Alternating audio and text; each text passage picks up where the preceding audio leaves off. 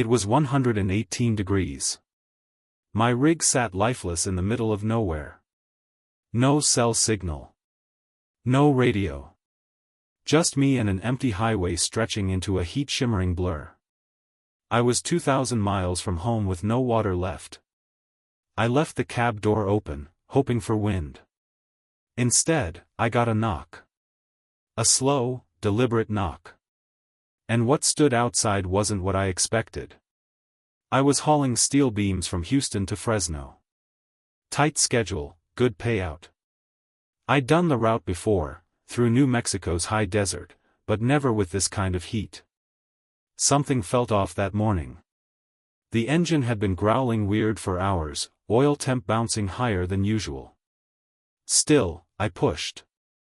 Deadlines don't care if you're overheating. Around 3:17 p.m., the rig coughed twice and went still. No power. I pulled over just past mile marker 77, the middle of nowhere. No towns, no gas stations. Just miles of sand, rock, and buzzards. I tried the ignition again. Nothing. Dashboard was dead.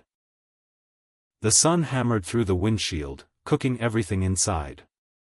I grabbed my water jug, it was empty. I cursed myself for skipping the last station, thinking I'd refill later. My phone had no bars. CB was silent. Even the emergency channel was dead. I honked twice out of instinct. Just the echo. I popped the hood, hoping it was something stupid like a blown fuse or disconnected line.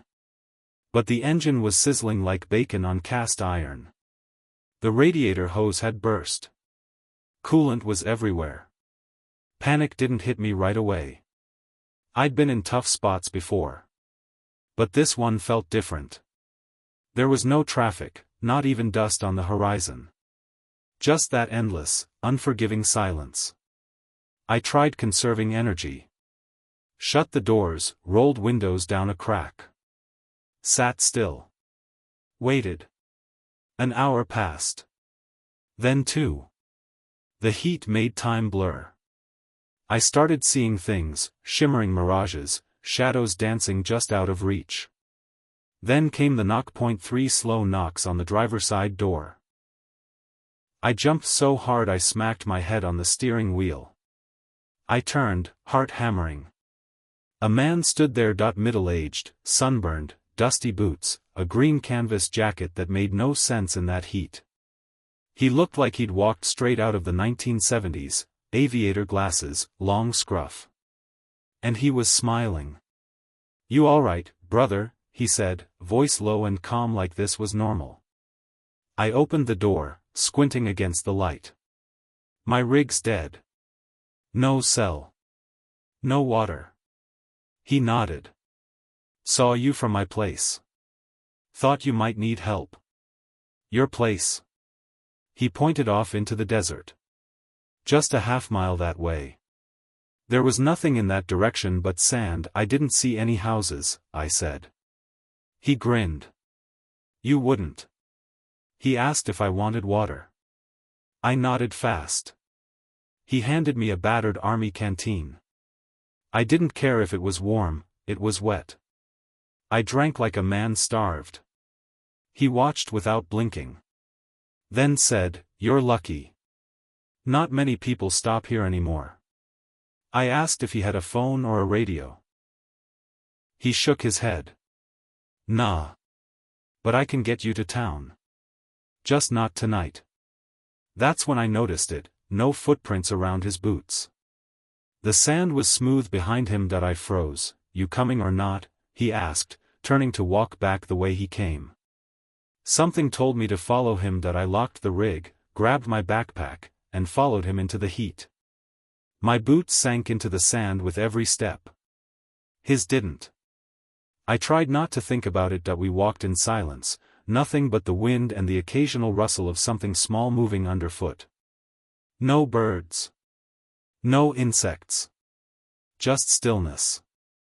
After maybe 15 minutes, I saw something shimmer in the distance, a low building, part wood, part metal, with a rusted truck parked beside it.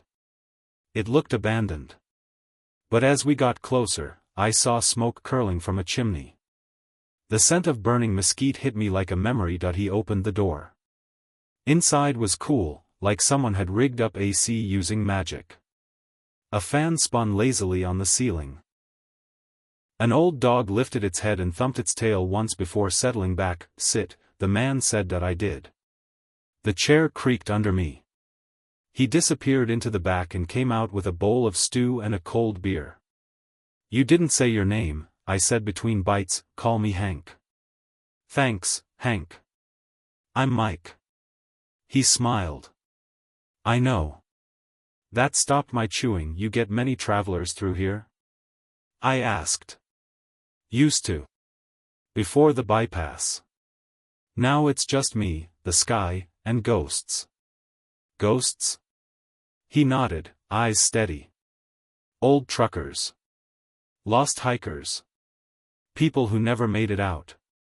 The hair on my neck lifted. I saw your rig die, he added. Knew I had to get to you before dark. Why? He leaned in. Because they come at night. I laughed, then stopped when I saw his face. He wasn't joking. Who? You'll see. I barely slept. He gave me a cot in a back room. Said the truck out front would take me into town at first light. I stared at the ceiling most of the night, listening. Sometime around 2 a.m., I heard footsteps outside. Then whispers, then a voice, low, hoarse, female, saying, Mike. I got up, heart in my throat, pulled aside the curtain. Nothing. Just stars and sand. When I turned, Hank was standing in the doorway. Don't open that window, he said. I sat back down, shaking. Almost morning, he whispered. You're safe if you don't let them in. By dawn, the air had cooled. Hank made coffee. I didn't ask why. He had fresh beans in a shack that looked abandoned. I just drank. You said I could take that truck. He handed me the keys. She still runs. Gets you to Gallup. I nodded, threw on my backpack, and stepped outside. The desert looked softer in the morning, less threatening. Like it had forgiven me for surviving the night. Before I climbed in, I asked, What are you really doing out here? He paused, then said, Helping who I can. Paying back a debt. What kind of debt? He looked at me. I died out here once. 40 years ago. Wrecked my rig. No one came. But someone found me, brought me back. Since then, I stay. Help the lost. Until someone takes my place. I stared, not sure if he was messing with me. Then he said, You ever feel like you almost died yesterday? I thought back. The heat. The silence. That knock. My legs giving out before I heard it. Yeah. I felt it. I got in the truck. It started smooth. Drove like new. When I got to Gallup, I called a tow for my rig and told the dispatcher about the guy who helped me, Hank. Desert shack, green jacket, dog. He went quiet. Sir, he said, You sure? Yeah. He saved me. A pause. Then, there used to be a Hank lived out there. Died in the 80s. Same area. Folks say he still shows up sometimes. I hung up, cold all over. Weeks later, I went back to that spot. There was no house. No truck, just sand. And a piece of green canvas half buried near where my rig broke down. I took it home. Framed it, because now, when I see a stranded driver out in the middle of nowhere, I stop. Not because I'm a hero. Because maybe, just maybe, Hank's still out there watching.